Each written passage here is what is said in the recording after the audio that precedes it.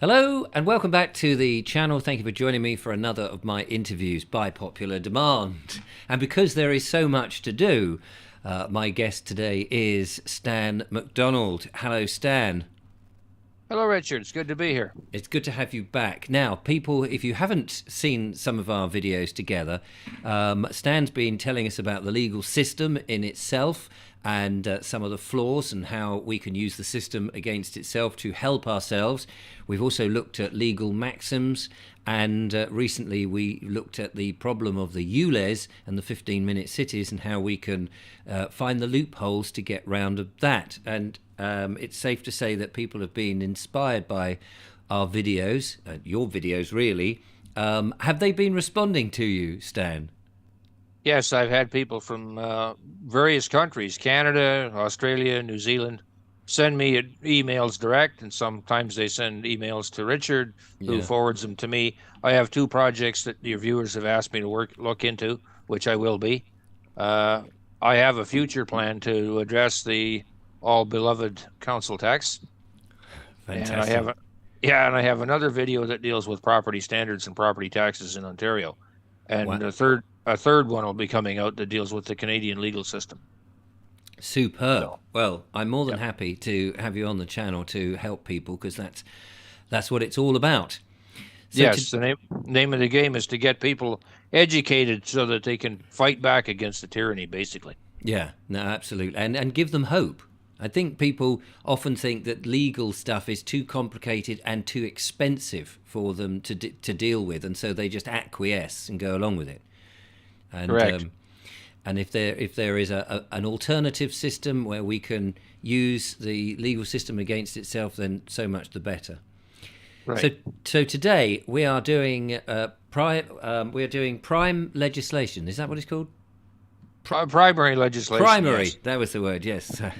You Yeah. can tell I'm the ignorant one, ladies and gentlemen, as indeed you should know. The intelligent one is there. So there we go, Stan. So where do we start then with primary legislation? What is it? Well, this is where there's some debate, so I kind of labeled it primary legislation. Primary legislation, to me, goes back to the fundamental creation of the current legal system. Okay, if you look at the UK government website, you can trace stuff back 1200, 1300s, 1400s. But when the creation that all got changed around, and then they came up with the current government, and I call that primary legislation. Some people will argue and say, well, no, primary legislation is when the first statute was issued and then they revised it. Well, the primary one was the one before the revision. So somebody's got to draw a line somewhere.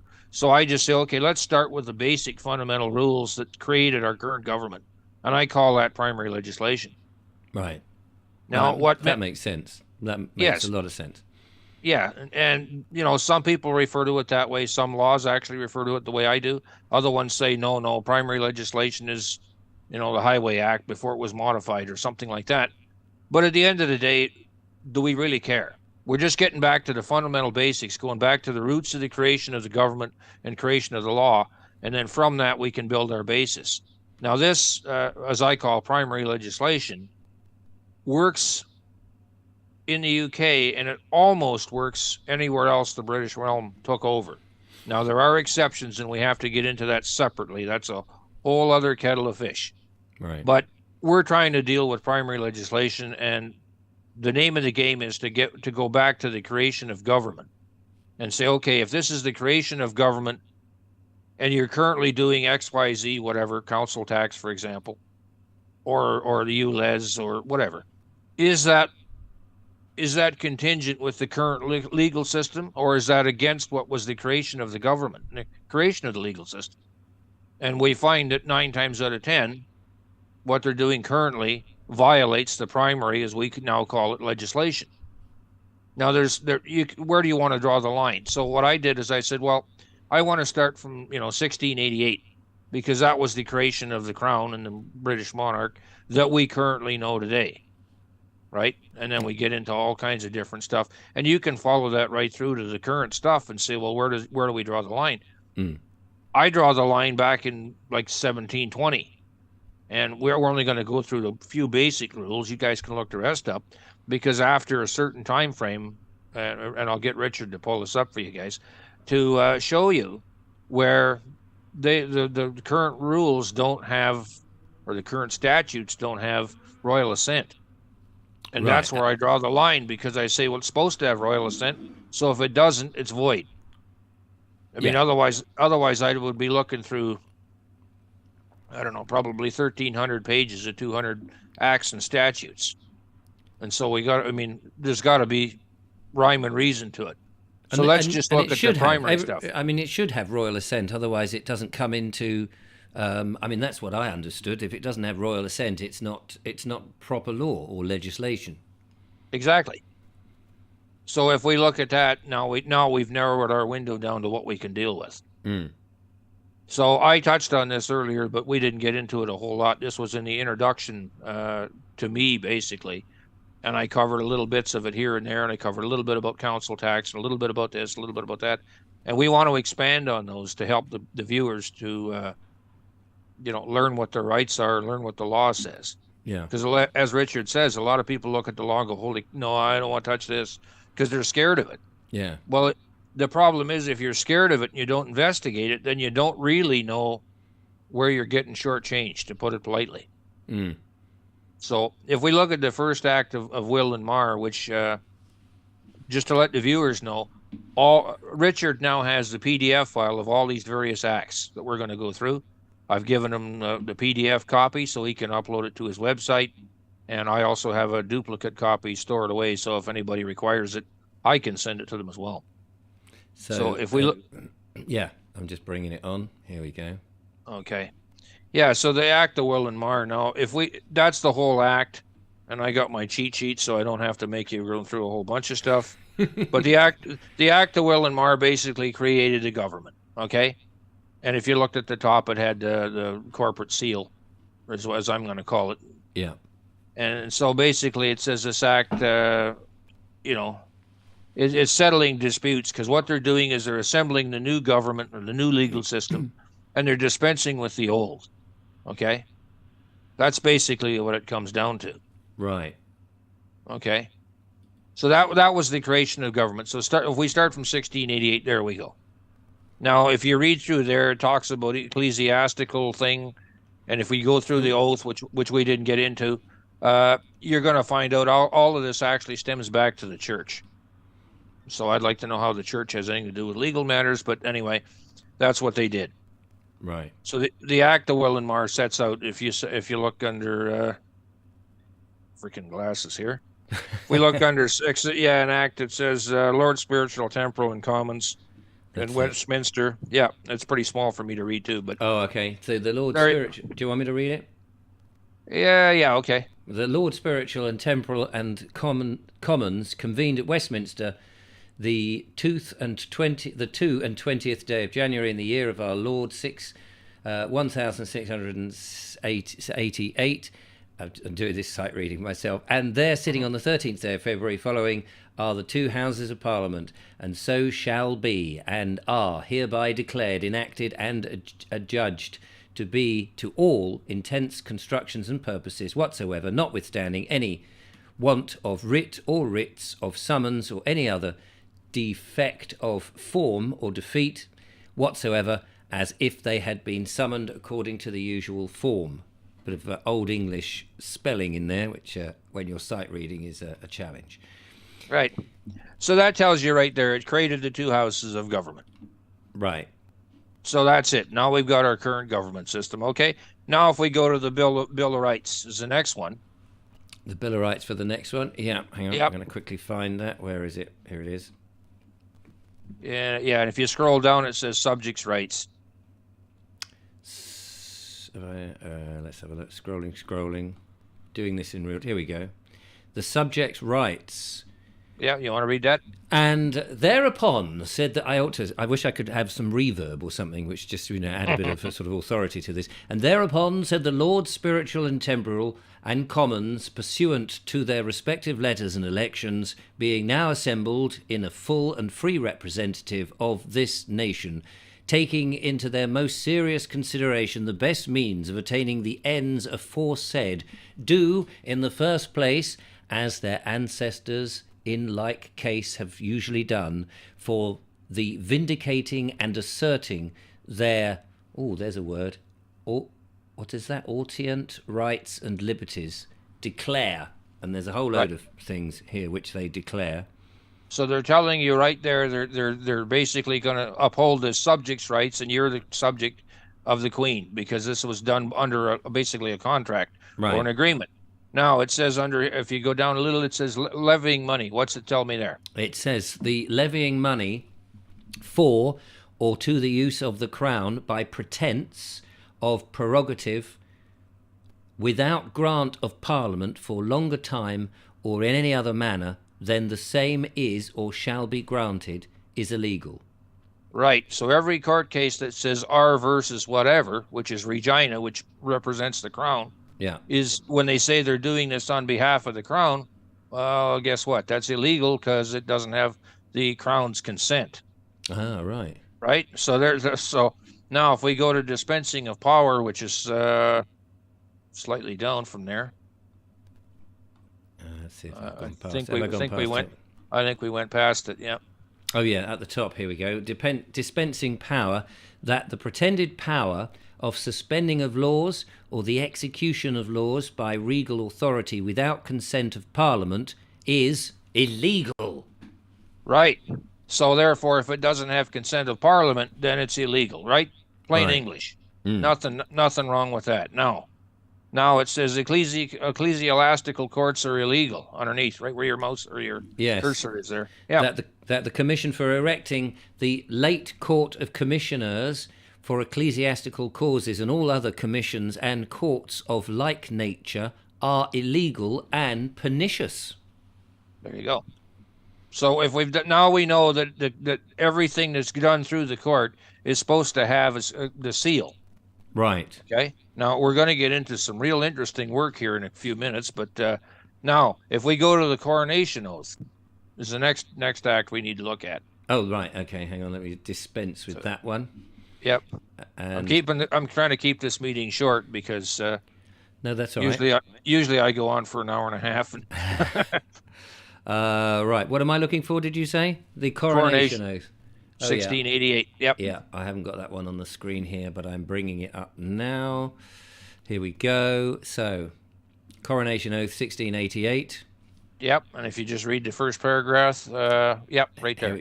Where it says, oath hereto framed in doubtful words. That's an interesting way of putting it. Whereas, by the law and ancient usage of this realm, the kings and queens thereof have taken a solemn oath upon the evangelists at their respective coronations to maintain the statute, laws, and customs of the said realm, and all the people and inhabitants thereof in their spiritual and civil rights and properties. But forasmuch as the oath itself on such occasion administered hath heretofore been framed in doubtful words and expressions with relation to ancient laws and constitutions at this time unknown to the end, therefore that one uniform oath may be in all times to come taken by the kings and queens of this realm, and to them respectively administered at all times of their and every of their coronation. So does that mean that they have to take? They've now said that there've been many oaths, but they've now framed it down to one. Well, so any time a king or queen takes the throne, if you will, or takes position within the crown, they have to swear an oath to the crown. Right. Yeah. Okay. Now, it is also, before you close that, there's section IV, it says, because I'm just getting rid of the Roman numeral part of it. Okay. Section 4. Section 4. IV. So if you read what that... Yeah, IV. Oath to be administered to says, you'll have the rest of it. Yeah. And the said oath shall be in like manner administered to every king and queen who shall succeed to the imperial crown of this realm at their respective coronations by one of the archbishops or bishops of this realm of England for the time being, to be there unto appointed by such king or queen respectively, and in the presence of all persons that shall be attending, assisting, or otherwise present at such their respective coronations, any law, statute, or usage to the contrary notwithstanding. Right. So it's telling you right there that every future person has to take the oath. Okay. And now it says otherwise the respective coronations, any law, statutes, or usage to the contrary notwithstanding. So it's putting into question now, this person has to have this oath before they can implement some kind of a new law or a new statute. So they have to do that before they can give the royal assent. Well, they have to. Yeah, right. Exactly. Yeah. Now, if we look at the Act of Settlement, which is another one. Yeah, coming up. Mm-hmm. Act of Settlement 1700. Here we go. Act of Settlement 1700, and the laws and statutes of the realm confirmed is what you're looking for. Right, okay. So, because there's a lot of text. I'm glad you didn't make me read all that lot. Oh, heck, no, I'm not going to do that to you. What did you say? I'm looking at laws and statutes withheld. Here we go. Confirmed. Laws and statutes of the realm confirmed. Here we go. There you go. And whereas the laws of England are the birthright of the people thereof, and all the kings and queens who shall ascend to the throne of this realm ought to administer the government of the same according to the said laws, and all their officers and ministers ought to serve them respectively according to the same.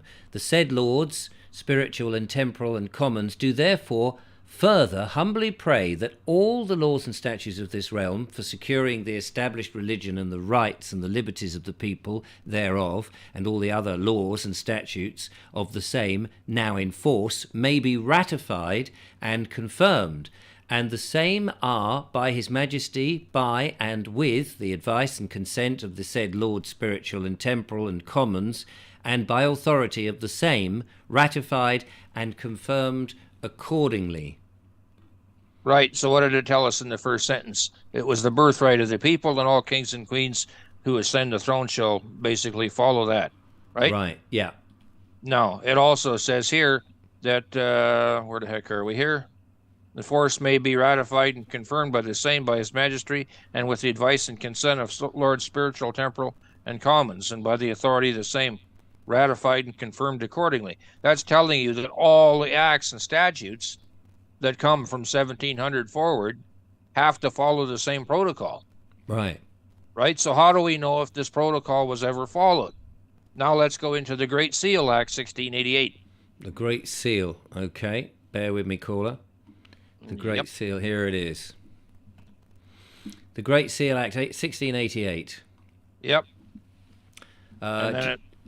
You want the first paragraph? Yeah, jurisdiction, right there. Jurisdiction of commissioners and the Great Seal doubted. Whereas their most excellent Majesty King William and Queen Mary have thought fit that the office of the Lord Chancellor or Lord Keeper of the Great Seal of England should be executed by commissioners appointed for the same under the Great Seal of England.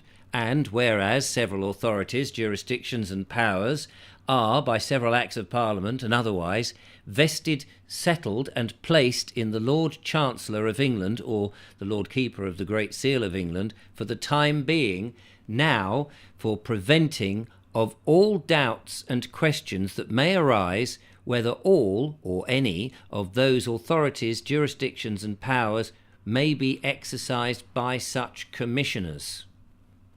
Right. So it's telling you right there that the Lord Chancellor is supposed to be the one that commissions all these acts and statutes. Right. And no. Is he? Does he do it? No. No.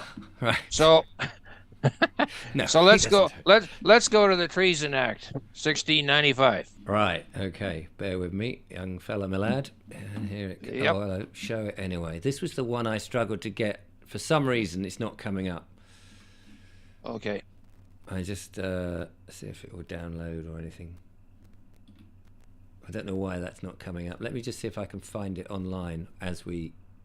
Yeah, treason. Okay, show the viewers how you look this stuff up. Yeah, no, I will. I'm going to just find the page. Bear with me. Yeah. I've got to just slide the... So this is what I'm getting at the moment. Here we go. And let's just drop that down a bit so you can see. That's crazy. Okay. So let me just do... Treason Act. Yeah, here we go. Now go to the Gov site. Yeah, look. Now watch this. Scroll down a little bit. This is how I find stuff. And you're looking for 1695, so you got the right one. See, oh, right at the top. Look at that. There you go. So, you want me to read that now? The first paragraph, just the first paragraph. Okay, let's... why am I only getting half the page here? Hang on. Just bear with me one second, because I can't find the scrolly button. There it is. Right, here we go. It says, whereas nothing is more just and reasonable than that persons prosecuted for high treason and misprison of treason, whereby the liberty lives on... I'm not very good at this. Liberty, lives, honour, estates. What does that say? Blood and prosperity of the subjects may be lost and destroyed, should be justly and equitably tried, and that persons accused as offenders therein should not be debarred of all just and equal means of defence of their innocences in such cases, in order thereunto, and for the better regulation of trials of persons prosecuted for high treason and misprison of such treason. You may have to interpret that for me. No problem. Basically, if you read the first part of that, it tells you that anybody that's trying to step on your rights of the Queen's subjects, if you want to look at it that way, should be tried for treason. So if anybody's going against the Queen, or the Crown, if we want to call it that, which they do every day, then those people should be tried for treason. Right. Simple enough, because they're going against the Queen or against the monarch or the Crown. Call it whatever you want. Yeah. So now, if we use that as the basis for every law in the UK or any other realm which doesn't have a constitution, which we're going to get into in another different presentation, then technically they're committing treason.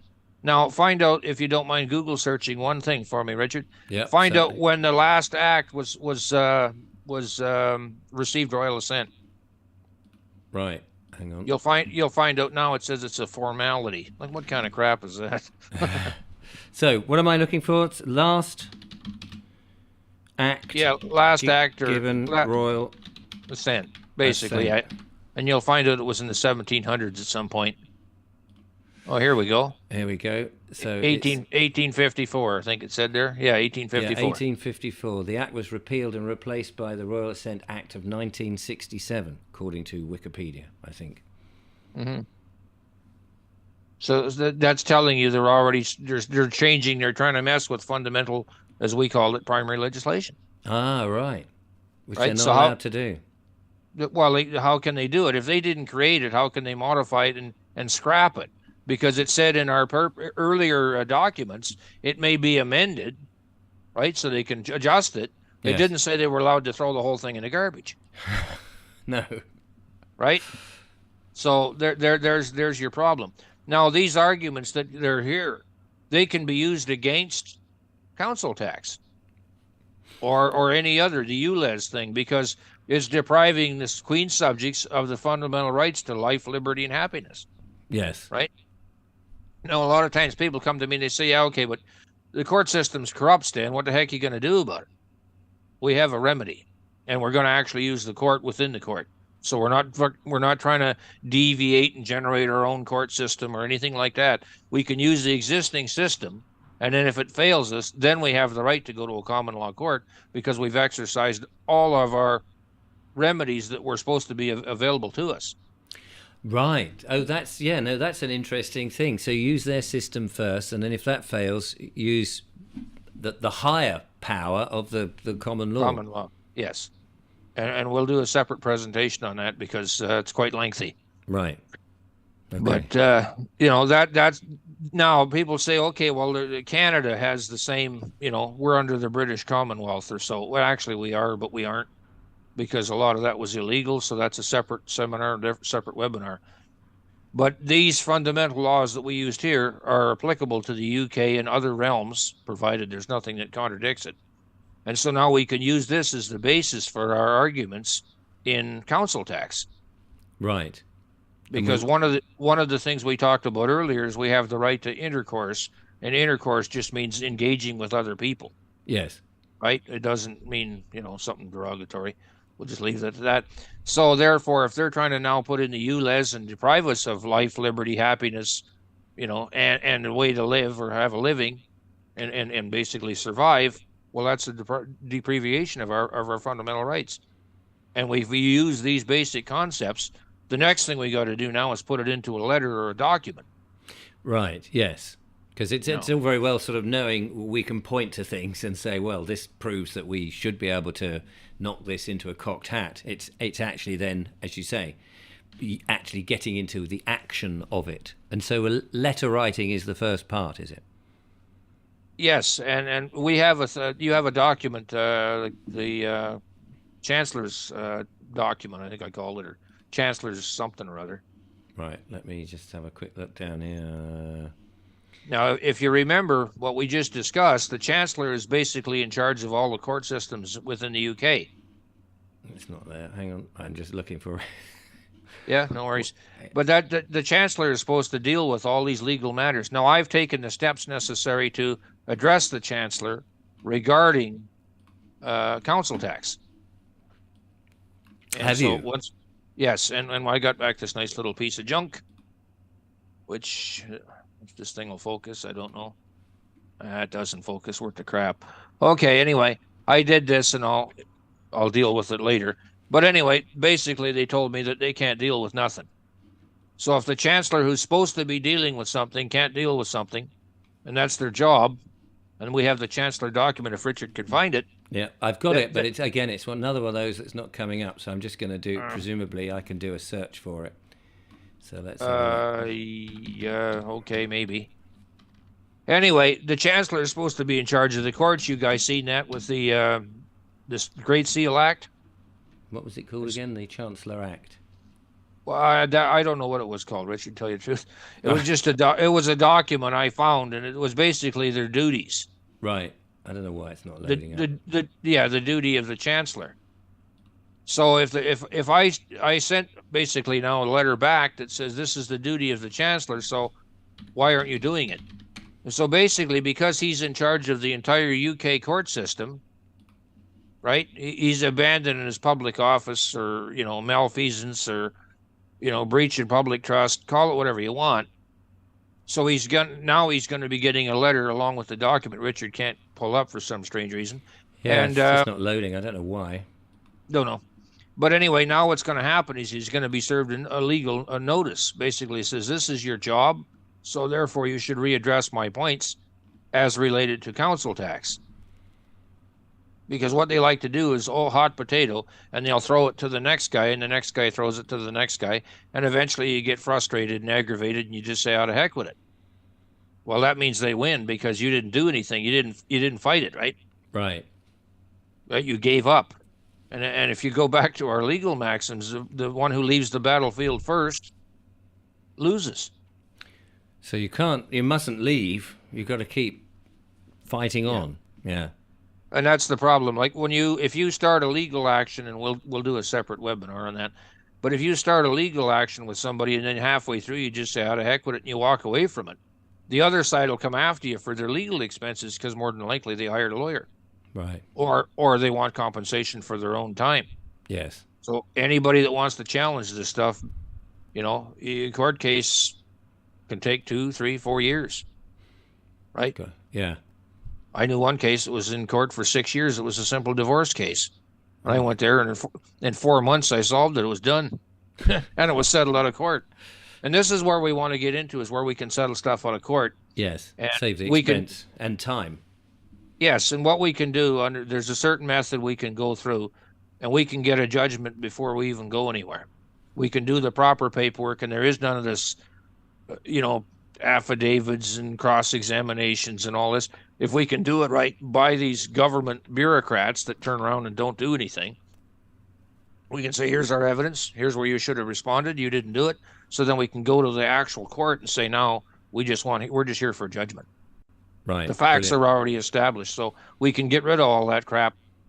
And there is a legal way to do it, and it's within their own system, so we're not going to violate anything. No, and it's good that it's within their own system. I mean, they made the rules. You're only applying them, and they may not like it. They may not like it, but that's why I tell everybody, and that's why I gave Richard those documents. If you're going to take on a certain task, whether it's to deal with the medical procedure that, some people took that perhaps shouldn't have, or maybe they should have, who knows? That's up to them. But if you were forced out of your job because of that, or forced to take this, Substance. procedure, yeah, then you have a legal recourse. Now, ultimately, you have the choice. Okay, and I don't want to clamp down too hard on people, but you can say no, right? There is a Nuremberg trial, and they basically said people can't go through any medical procedure without their consent. But most people didn't know that, or they were fearful of losing their job. Some people, took it and regretted. Some people have no issues with it. You couldn't give your consent unless you knew what the outcome of this thing was, or what was indeed in it. And a lot of people weren't really told. It was a sort of very blurred sort of thing. Oh no, it's the only thing around that's safe and effective. And so people, in some ways, were unable to give that. I mean, they may have sat there and let them stick something into their arm, but that's not real consent. It's being forced into it and duped by the propaganda from government and mainstream media. Isn't that what happens with anything the government wants to do? Like Exactly. this ULEZ, we were not informed of ULEZ. We don't know the costs that theoretically the taxpayers are footing the bill. We don't know the costs of where council tax expenditures go. They won't even disclose that. They give you some garbage, say, well, we disclose sufficient information. It might not even be relative to what you're asking for. Yeah, exactly. So we have to now go through, and there's a legal procedure we can follow to do that. And that's a topic for another seminar, but basically it involves requesting information from the government, which they have to follow, and they have to tell you. Now, that doesn't mean they do it, but they're supposed to. And so we can now use this to start building our building blocks to go after our next case, if somebody wants to. Yeah, and I suppose you can imagine if just one person does it, it's an irritant for the government. But if 10,000 people do it, it becomes a serious issue. Yes, and that's a perfect statement, Richard, because what happens with a lot of people that try to challenge the government in whatever respect, whether it's council tax, property tax, income tax, I don't care. They all come back and they always use the same argument, opto pseudo litigant, or free man on the land. And typically they go to the case of Meads versus Meads, even though that's an Alberta Queen's Bench court case in Canada. Oh, right. But here's the thing. And some of you viewers asked me this. Well, you quoted some stuff and they called it Indian law. I don't know what the heck they were talking about. Most of it was U.S. law when it dealt with legal maxims. Well, the thing is, any court case that happens that's part of the British Commonwealth, I'll put that in quotes, can be referenced. So this is why they brought in Meads versus Meads, even though it's a Canadian court case. Right. And it's in the UK. Like, what's the connection here? Right? There technically is no connection because, and we'll get into this later, but in Canada is no longer part of the British Commonwealth anyway. It was started with the British North American Act, which was never properly put in place. And then there was the Statute of Westminster, which was, again, not properly put in place. Then there was the Baldwin Act, which was another creation of the government, which, again, wasn't put properly in place. And then we put in the Constitution in 1982, which was never accepted by all provinces, so therefore it doesn't exist. So where's Canada in this equation? It's sitting there, it's free and clear to do whatever the heck it wants. Right. The people are. Canada's a corporation, and they're all corporations. And that gets into the Clearfield Doctrine, and the Clearfield Doctrine states that if one corporation has an objective or whatever, it can't force it onto anyone without a contract. And we'll do all a separate presentation on contracts and to help people get further ahead. But with this basic understanding we now have, we can use this for the basis of any court case, at least in the UK. Yes. because we can just keep referencing back to this primary legislation. Yes, and I call primary legislation, as I say, the fundamental building blocks. I don't call primary legislation the Highway Traffic Act before it was amended or something like that. No. So it's just my interpretation, my way of doing it. Yeah, but if you were taking this to court though, and you were citing, whatever it is, the Bill of Rights or the Act of Settlement or the Great Seal, will the courts accept that? I mean, they sort of have to, don't they? They're supposed to, but we're not in a lawful court system anyway, so No. Who knows? And this is where we want to get into the next phase of doing this within their system, but without their judge. And we're just going to ask the judge to render a verdict in our favor based on our evidence. We have a way to do that. We'll do a separate presentation on that too. But I'm building things so people can see the basic, where we go, step 1, step 2, step 3. Yes. So I don't get into some complicated thing and the guy goes, what the heck's he talking about? Because we haven't covered these subjects. Yeah. So I'm doing them in a sequential order. And I appreciate that. And for a lot of people, a lot of this, there's a lot to take in. You've been doing this for how long did you say? 40 years, 30 years? 37 years now. 37 years, yeah, getting on for 40 years. So it takes time to sort of get into that mode where you can think in that way without, and be able to sort of navigate the maze of it all. To people listening and to myself, there's a lot of taking it at face value and going, okay, I understand that. And then slowly, with your help, we start to see the light. Well, that's why I don't just quote whatever my opinion is or something off some, page I wrote down. I actually have you bring it up from the website, so it can't be, Stan put up some garbage and it doesn't mean anything. Right. We're pulling it right from the UK government website. Yeah, which then gives it the what is it, the quality? I'm thinking the legitimate, the credibility or legitimacy of the fact that it is from the website. So it's their rules that we're quoting, not something else. That's right. And that's the thing. A lot of people try and, put their thumbprint and they, do something else and sign across a stamp. And that's all fine and good in playland. But in reality, we have to follow the system. Yeah. And we need to do a presentation on how to do court paperwork. Yes. Because I've been getting people, they say, well, how do you do this? And where do you find all this? That's why I have Richard pull stuff up and he just uses Google, right? Yeah. That anybody can use. Anybody can use it, so this is why I do it that way. And we'll do a separate presentation for Canadian people because I want it. There's a specific presentation I want to get out relatively quickly. But now we got the basics of this down, and whenever Richard's available, we can do another one on council tax. And I've divided council tax into 2 parts because it's fairly lengthy. The first part of the council tax issue will deal with the legal arguments against council tax, which I already have that done. And the second part will be dealing with the paperwork if you're summoned to court. And then a secondary portion now will deal with how to deal with the bailiffs. Right.